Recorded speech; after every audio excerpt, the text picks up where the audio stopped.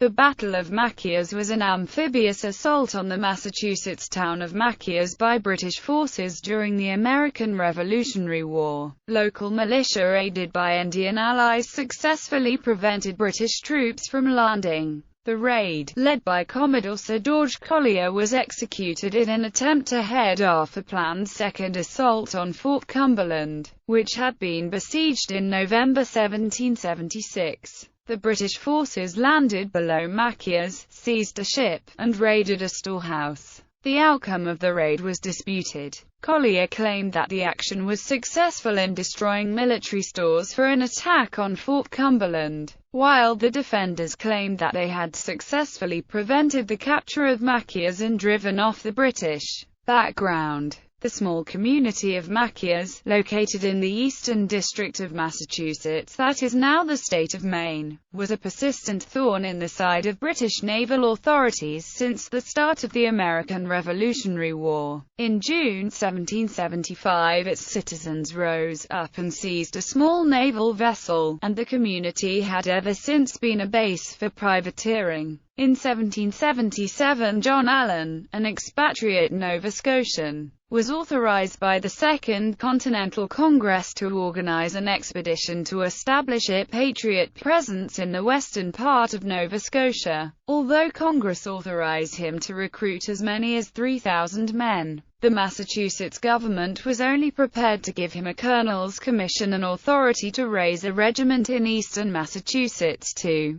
establish a presence in the St. John River Valley. Allen based his effort in Machias, and had by June landed some 40 men in the area. However, British authorities in Halifax had received some intelligence of Allen's intended mission, and a larger British force arrived at the St. John River on June 23. Men Allen had left at the settlements near the mouth of the river skirmished with the British but then withdrew upriver. Allen was forced to make a difficult overland journey back to Machias after his small force retreated up the river. He was joined on this journey by a number of sympathetic Maliseet Indians that he had persuaded to join the American cause. In early August the Massachusetts Provisional Congress voted to disband forces recruited for Allen's expedition, because of the imminent threat posed by the army of General John Burgoyne in upstate New York. Papers documenting Allen's fairly elaborate plans, including a projected attack on Fort Cumberland, were taken during the action on the St. John River, and fell into the hands of Captain Sir George Collier, second in command to Admiral Marriott Arbuthnot in the naval station at Halifax. This spurred Collier to act, since there had already been one attempt on Fort Cumberland the previous year. He therefore organized an assault on Machias, Allen's base of operations and the source of many of his recruits. Because Collier and the commander of land forces at Halifax, General M. Massey, did not get along, Collier decided to launch the expedition without taking on any British Army troops. He sailed from Halifax in late July in the frigate HMS Rainbow, accompanied by the brig HMS Blonde,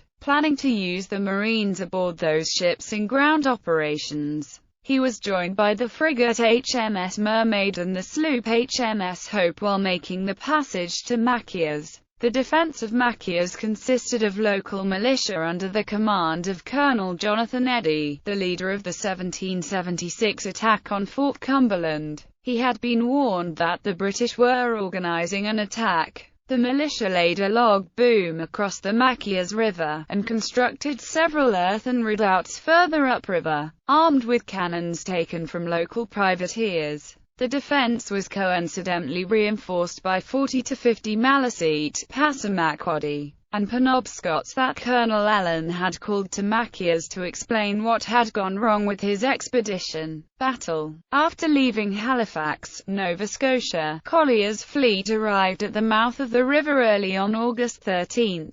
He boarded 123 Marines onto the Hope, and ordered her and the Blonde up the river. Word of this reached the militia, and 35 men mustered to oppose them. The ships reached the log boom, and a firefight began between the two forces. The militia resistance was sufficient to keep the British from attempting a landing that day. Early the next morning, under the cover of fog, the Marines were landed. They cut the log boom, seized a sloop carrying lumber, and set fire to a storehouse, seizing stores of flour, rice, corn, shoes, and ammunition before returning to the ships. The two ships then moved further up the river until they reached the town itself. All along the way they were harassed by musket and cannon fire from the shore, as the militia and their Indian allies positioned themselves to dispute possible landing sites. When darkness set in, the Indians reportedly began chanting and shouting in an attempt to magnify their numbers. At this point, to the great surprise and astonishment of everyone, in less than half an hour after coming to an anchor, the brig and sloop both got under way without firing a gun, and made down the river against the tide of flood. The Hope, however, ran aground while making its way downstream in the twilight. The militia hauled a swivel gun to a nearby shore, and peppered her with shot the next morning before she was refloated by the tide and made her way into Machias Bay. Aftermath. Colonel Allen ascribed the militia's success to British concerns that they might be entering a trap. He also grandiosely likened the encounter to another battle, writing, "Not an action during the war except Bunker Hill there was such a slaughter." American estimates of British casualties ran from 40 to 100, while claiming their own casualties at 1 killed and 1 wounded.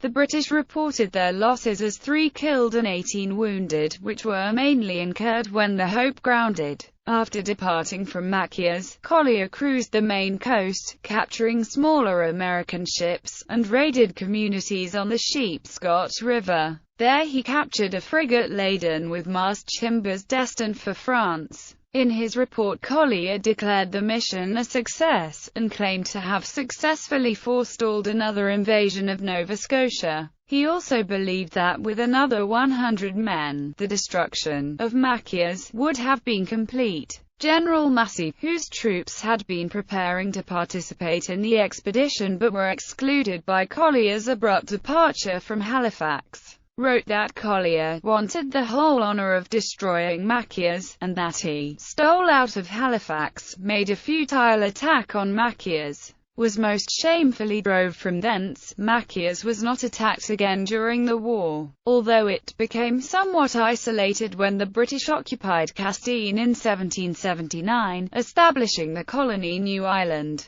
Collier returned to successfully defend New Ireland from the American Patriot Penobscot expedition.